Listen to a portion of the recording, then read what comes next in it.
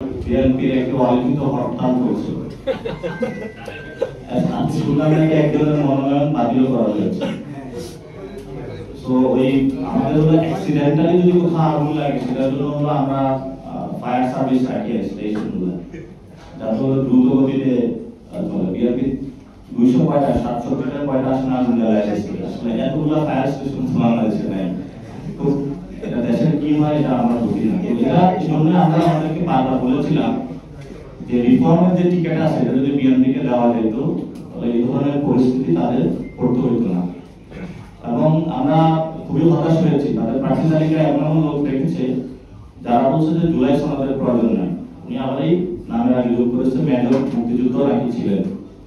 উনি আসলে মুক্তিযুদ্ধ করেছেন কিন্তু মুক্তিযুদ্ধের যে সাম্য মানবিক মর্যাদা এবং ন্যায় বিচার এটা মনে মনে ধারণ করতে পারেন নাই।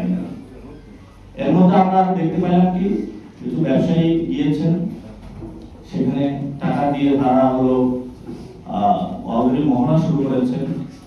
এটা তো আসলে এবার মনে হয় নির্বাচন কমিশনের যে আরবিও, সে আরবিওতে বলা হয়েছে প্রতি ভোটার হলো 10 টাকা করে খরচের, কিন্তু এরা আগেই ইলেকশনের আগে হলো 100 টাকা খরচ করে দিয়েছে।